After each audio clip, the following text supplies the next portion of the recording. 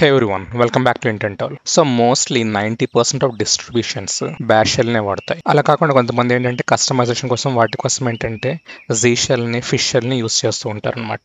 But mostly అందరూ ఏంటంటే bash shell ని యూస్ చేస్తారు. ఈవెన్ ఇప్పుడు మనం ఏంటంటే యూస్ చేస్తున్న బ్యాష్ షెల్ అనమాట. ఈ బ్యాష్ షెల్ లోని కొన్ని టిప్స్ అండ్ ట్రిక్స్ ఉన్నాయి. వాటిని యూస్ చేసుకుని మనం ఏంటంటే మన వర్క్ ఫ్లోని చాలా ఫాస్ట్ చేసుకోవచ్చు అనమాట. సో అలాంటి టిప్స్ అండ్ ట్రిప్స్ ఈ రోజు నేను కొన్ని ఎక్స్ప్లెయిన్ చేస్తాను.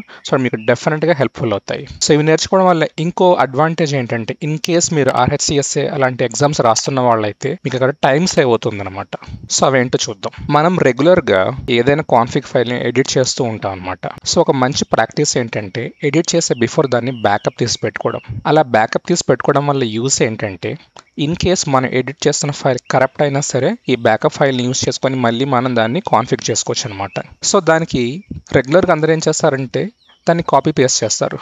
అలా కాకుండా ఒక చిన్న టెక్నిక్ ఉందో చూడండి.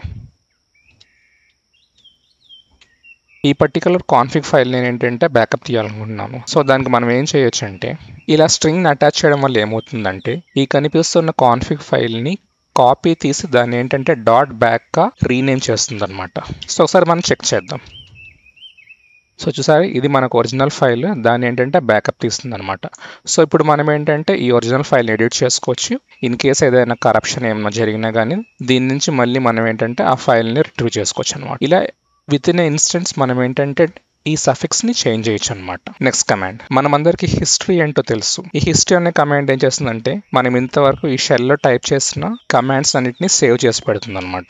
సో దీంట్లో సంథింగ్ అరౌండ్ 182 కమాండ్స్ ఉన్నాయన్నమాట. ఇన్ కేస్ ఈ హిస్టరీలో నుంచి ఏదైనా ఒక కమాండ్ ని మళ్ళీ మనం రీ ఎగ్జిక్యూట్ చేయాలి అనుకుంటే టోటల్ కమాండ్ ని టైప్ చేయకుండా మనం ఏంటంటే ఎక్స్క్లమేషన్ తర్వాత ఏ కమాండ్ అయితే మీరు మళ్ళీ ఎగ్జిక్యూట్ చేయాలనుకుంటున్నారో ఆ కమాండ్ యొక్క నెంబర్ అనమాట. సో ఈ లెఫ్ట్ సైడ్ లో మనకి నెంబర్స్ ఉంటాయి, ఏ కమాండ్కి ఏ నెంబర్ అని చెప్పేసి. ఫర్ ఎగ్జాంపుల్ నేను ఇక్కడ 169 అనే కమాండ్ని ఎగ్జిక్యూట్ చేయాలనుకుంటున్నాను. సో ఎప్పుడైతే నేను ఎంటర్ ప్రెస్ చేస్తానో ఆ పర్టికులర్ కమాండ్ ఎగ్జిక్యూట్ అవుతుంది అనమాట. సో ఇలాంటి పెద్ద కమాండ్స్ని మళ్ళీ రీటైప్ చేయకుండా మనం ఏంటంటే ఈ ఎక్స్క్లమేషన్ హిస్టరీ కోడ్ని యూస్ చేయొచ్చు అనమాట. సో ఇక్కడ కూడా ఏంటంటే మనకి టైం సేవ్ అవుతుంది. సో ఇంకో కమాండ్ చెప్తాను చూడండి. సో ఇలా టోటల్ స్క్రీన్ ఫుల్ అయినప్పుడు టోటల్ డేటా అంటున్నప్పుడు మనం ఏంటంటే క్లియర్ అనే కమాండ్ యూస్ చేస్తాం to clear the screen. So ఇలా కమాండ్ యూస్ చేయకుండా ఇన్ ఇన్స్టెంట్ మనం Ctrl+L ప్రెస్ చేస్తే ఆటోమేటిక్గా ఏంటంటే స్క్రీన్ క్లియర్ అవుతుంది అనమాట. అలాగే ఇంకొక ఎక్సలెంట్ కమాండ్ చెప్తాను, ఇది నేను రెగ్యులర్గా యూస్ చేస్తూ ఉంటాను. సో కొన్ని సిచ్యువేషన్స్ ఇలా ఉంటాయి, లైక్ మనం ఈ కమాండ్ని ప్రీవియస్గా టైప్ చేసాము బట్ మనకు గుర్తు లేదు, దాంట్లో కొంచెం సింటాక్స్ లేకపోతే ఏదైనా ఒక కీవర్డ్ మాత్రమే గుర్తుంది. అలాంటప్పుడు మనం ఏంటంటే Ctrl+R ప్రెస్ చేస్తే హిస్టరీని సెర్చ్ చేస్తుంది అనమాట. ఫర్ ఎగ్జాంపుల్ నేను journalctl అనే కమాండ్ ని ఫైండ్ అవుట్ చేయాలనుకుంటున్నాను. సో చూసారా, సో నేను ఎప్పుడైతే JOU అని టైప్ చేశానో ఆటోమేటిక్ గా టోటల్ కమాండ్ మొత్తం డిస్ప్లే అయిపోయింది. సో ఇప్పుడు చాలా మందికి డౌట్ రావచ్చు, ఇదే journalctl మీద మల్టిపుల్ కమాండ్స్ ఉంటే వాటిని ఎలా ఫైండ్ అవుట్ చేయాలి అని. సో మీరు ఏంటంటే మళ్ళీ Ctrl+R ప్రెస్ చేయండి, మన హిస్టరీలో నుంచి అదే కమాండ్ మళ్ళీ రిపీట్ అయి ఉంటే దాన్ని ఇక్కడ డిస్ప్లే చేస్తుంది. చూసారా, Ctrl+R ప్రెస్ చేస్తుంటే అది రిపీట్ అవుతుంది అనమాట. సో దీంట్లో మీకు నచ్చిన కమాండ్ ఏదైతే ఉంటుందో అప్పుడు మీరు ఎంటర్ ప్రెస్ చేస్తే ఆ కమాండ్ ఎగ్జిక్యూట్ అవుతుంది. అలా కాకుండా మీరు ఎస్కేప్ ప్రెస్ చేస్తే ఏంటంటే అది మన ప్రాంప్ట్లోకి వస్తుంది. మీరు కావాలనుకుంటే దాన్ని ఎడిట్ చేసుకోవచ్చు. కొన్నిసార్లు ఏంటంటే సుడో యాడ్ చేయాల్సి వస్తుంది, అలాంటప్పుడు దాన్ని ఎడిట్ చేసుకొని ఎగ్జిక్యూట్ చేయొచ్చు అనమాట. లేకపోతే అక్కడ డైరెక్ట్గా ఎంటర్ ప్రెస్ చేస్తే ఆ కమాండ్ డైరెక్ట్గా ఎగ్జిక్యూట్ అవుతుంది అనమాట. ఇంకో ట్రిక్ చెప్తాను చూడండి. సో కొన్ని సిచ్యువేషన్స్లో మనం ఏంటంటే ఒక పర్టికులర్ పాత్లోని ఫైల్స్ అండ్ ఫోల్డర్స్ని లిస్ట్ అవుట్ చేయాలని చూస్తాము. సో మనం లిస్ట్ అవుట్ చేస్తాం అనమాట. తర్వాత ఇన్ కేస్ ఆ ఫోల్డర్లోకి మనం ఎంటర్ అవ్వాలంటే మనం రెగ్యులర్గా ఏం చేస్తామంటే CD space config system D containers ఇలా టైప్ చేస్తాం అనమాట. సో ఇక్కడ ఏంటంటే 3 seconds అలా వేస్ట్ అవుతుంది. సో అలా కాకుండా మీరు CD అని చెప్పేసి escape+dot ఇలా ప్రెస్ చేస్తే ఏమవుతుందంటే లాస్ట్ స్ట్రింగ్ ఏదైతే ఉంటుందో అది ఇక్కడ ప్లేస్ అవుతుంది అనమాట. ఇన్ కేస్ స్పేసెస్ ఉంటే ఆ స్పేస్ తర్వాత ఉన్నది పేస్ట్ అవ్వదు, ఓన్లీ డైరెక్ట్ స్ట్రింగ్ ఏదైతే ఉంటుందో అది ఇక్కడ పేస్ట్ అవుతుంది అనమాట. నెక్స్ట్ మనం ఏంటంటే ఎంటర్ కొట్టగానే ఆటోమేటిక్గా ఆ డైరెక్టరీలోకి అది ఎంటర్ అవుతుంది అనమాట. అలాగే మన సిస్టంలో ఎక్కడున్నా సరే విత్ ఇన్ ఇన్స్టెంట్ మళ్ళీ మనం మన హోమ్ డైరెక్టరీకి రావాలి లేకపోతే మన హోమ్ ఫోల్డర్కి రావాలి అనుకుంటే CD టైప్ చేసి ఎంటర్ అనగానే ఆటోమేటిక్గా మనం ఏంటంటే మన హోమ్ ఫోల్డర్లోకి వచ్చేస్తాం అనమాట. సో ఇన్ కేస్ మన హోమ్ ఫోల్డర్కి వచ్చాము, అగైన్ మనం ఏంటంటే ఈ కనిపిస్తున్న కంటైనర్స్ అనే ఫోల్డర్లోకి రావాలంటే జనరల్గా అందరం ఏం చేస్తాం, టాప్ యారో ప్రెస్ చేస్తాం అనమాట. అలా కాకుండా మనం ఏంటంటే CD స్పేస్ హైఫన్ ప్రెస్ చేస్తే మనం ప్రీవియస్గా ఏ ఫోల్డర్లో ఏ డైరెక్టరీలో అయితే ఉన్నామో ఆ డైరెక్టరీలోకి వెళ్ళిపోతాం అనమాట. సో ఇప్పుడు మీకు అర్థమవుతుంది ఎందుకని ఉంటుంది, మనం ఇలా టిప్స్ అండ్ ట్రిక్స్ని యూస్ చేయడం వల్ల అరౌండ్ ద షెల్ మనం చాలా ఫాస్ట్గా మూవ్ అవ్వచ్చు. సో ఇది మీకు టైం సేవ్ అవుతుంది, ఎఫిషియన్సీ పెంచుతుంది, అలాగే మీ వర్క్ ఫ్లోని కూడా ఫాస్ట్ చేస్తుంది అనమాట. సో ఇంకో కామెంట్ చెప్తాను చూడండి. జనరల్గా మనం కంటైనర్స్ ఇలాంటివి యూస్ చేస్తున్నప్పుడు ఏంటంటే ఒక ఫోల్డర్లో సబ్ ఫోల్డర్, దాంట్లో మల్టిపుల్ ఫైల్స్ ఇలా ప్లేస్ చేస్తూ ఉంటాం అనమాట.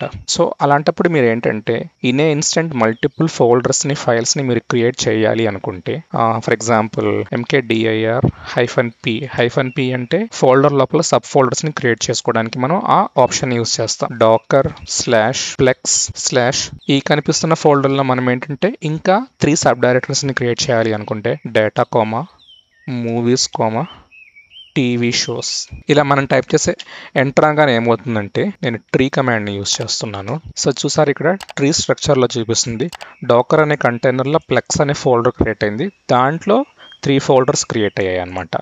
సో ఇలా ఒక ఫోల్డర్లోకి ఎంటర్ అయ్యి ఇంకో ఫోల్డర్ని క్రియేట్ చేయకుండా మనం ఏంటంటే ఇలా within a instance total స్ట్రక్చర్ని ఇక్కడ ఒక సింగిల్ షాట్లో మనం క్రియేట్ చేయొచ్చు అనమాట. అలాగే కొన్నిసార్లు మనం ఏంటంటే సేమ్ సఫిక్స్తో మల్టిపుల్ ఫైల్స్ని క్రియేట్ చేయాల్సి ఉంటుంది. టెక్స్ట్ అని లేకపోతే పిఎన్జీ అని వాట్ ఎవర్ మేబీ. ఇక్కడ ఒక ఎగ్జాంపుల్ చూపిస్తాను చూడండి. టచ్ అనే కమాండ్ ఏం చేస్తా అంటే ఎంప్టీ ఫైల్స్ని క్రియేట్ చేస్తుంది అనమాట. ఫర్ ఎగ్జాంపుల్ నేను ఇక్కడ డేటా, ఫైల్స్, లాగ్స్, మెమరీ ఇలా 4 ఫైల్స్ని క్రియేట్ చేయాలనుకున్నాను. బట్ వీటి యొక్క సఫిక్స్ అన్నిటిని ఏంటంటే నేను సర్వీస్ ఉంచాలనుకుంటున్నాను. అలాంటప్పుడు మనం ఏం చేస్తామంటే ఇలా ఫ్లవర్ బ్రాకెట్స్లో ప్లేస్ చేసి ఎంటర్ ప్రెస్ చేస్తే ఏమవుతుందంటే మనకి ఇండివిజువల్గా 4 ఫైల్స్ క్రియేట్ అవుతాయి, like data, files, logs and memory. But వాటన్నిటి యొక్క సఫిక్స్ ఏముంటుందంటే డాట్ సర్వీస్ ఉంటుందన్నమాట. అలాగే మీరు ప్రిఫిక్స్ కావాలనుకున్నా చేసుకోవచ్చు. నెక్స్ట్ కమాండ్ వచ్చేసి సో కొన్నిసార్లు ఏమవుతుందంటే మీరు ఏదైనా ఒక కమాండ్ని ఎగ్జిక్యూట్ చేయాలనుకుంటారు, బట్ ఏమవుతుందంటే ఎప్పుడైతే మనం ఎంటర్ ప్రెస్ చేస్తామో అప్పుడు అర్థమవుతుంది దీనికి డెఫినెట్గా మనం రూట్ యూస్ చేయాలి అని. సో ఇలాంటప్పుడు మనం ఏం చేస్తామంటే బ్యాక్ వచ్చేసి మళ్ళీ ఆ టోటల్ కమాండ్ని sudo అని చెప్పి టైప్ చేయకుండా మనం ఏం చేయొచ్చు అంటే sudo అని చెప్పి $! ఇచ్చి ఎంటర్ ప్రెస్ చేస్తే ఏమవుతుందంటే ఈ $! దాని అర్థం ఏంటంటే మనం ప్రీవియస్గా రన్ చేసిన కమాండ్ని ఇక్కడ ప్లేస్ చేసుకుంటుంది అనమాట బ్యాష్ షెల్. సో నేను ఎప్పుడైతే ఎంటర్ ప్రెస్ చేస్తానో చూసారు ఆటోమేటిక్గా ఆ కమాండ్ ఎగ్జిక్యూట్ అయింది అనమాట sudoతో. సో లాంగ్ కమాండ్స్ మొత్తం టైప్ చేయకుండా మనం sudo $! యూస్ చేస్తే ఆటోమేటిక్గా ప్రీవియస్గా రన్ చేసిన కమాండ్ ఇక్కడ ఎగ్జిక్యూట్ అవుతుంది అనమాట విత్ sudo. అలాగే ఇంకో కమాండ్ చెప్తాను. సో మనకి హిస్టరీ ఉంది. ఈ కనిపిస్తున్న హిస్టరీలో మోస్ట్ రీసెంట్ కమాండ్ని మళ్ళీ ఎగ్జిక్యూట్ చేయాలి అనుకుంటే మనం ఏంటంటే సింగిల్ ఎక్స్క్లమేషన్ మార్క్ ఇస్తాం అనమాట. ఇది ఇచ్చిన తర్వాత ఫర్ ఎగ్జాంపుల్ మనం ఇక్కడ కనిపిస్తున్న జర్నల్ సిటిఎల్ని రన్ చేయాలనుకుంటే మనం జస్ట్ జర్నల్ అని టైప్ చేసి ఎంటర్ అనగానే ఆటోమేటిక్గా కమాండ్ రన్ అవుతుంది అనమాట. అలా కాకుండా ఎక్స్క్లమేషన్ ఇచ్చి మనం ఫర్ ఎగ్జాంపుల్ ఇక్కడ సిస్టమ్ సిటిఎల్ని రన్ చేయాలి అనుకుంటే మనం సిస్టమ్ సిటిఎల్ అనగానే ఆటోమేటిక్గా మోస్ట్ రీసెంట్ సిస్టమ్ సిటిఎల్తో మనం ఎగ్జిక్యూట్ చేసిన ఆ కమాండ్ ఇక్కడ మళ్ళీ ఎగ్జిక్యూట్ అవుతుంది అనమాట. అలా మనం టోటల్ కమాండ్ని టైప్ చేయకుండా ఈ సింగిల్ ఎక్స్క్లమేషన్, $! ఇలా యూస్ చేసుకొని మనకు కావాల్సిన స్ట్రింగ్స్ని మళ్ళీ బ్యాష్లోకి ప్లేస్ చేసుకోవచ్చు అనమాట. సో హోప్ ఈ టెక్నిక్స్ అన్ని మీకు ఇంట్రెస్టింగ్గా ఉన్నాయి అనుకుంటున్నాను. సో వీటిని యూస్ చేసుకొని మీరు ఏంటంటే మీ వర్క్ ఫ్లో చాలా ఫాస్ట్ చేసుకోవచ్చు. ఈవెన్ మీ సర్టిఫికేషన్ టైంలో కూడా మీకు ఏంటంటే టైం బాగా సేవ్ అవుతుంది. సో వీడియో నచ్చినట్లయితే మీరు షేర్ అండ్ సబ్స్క్రైబ్ అలాగే లైక్ కూడా చేయండి, అది నాకు హెల్ప్ఫుల్ అవుతుంది. Thank you.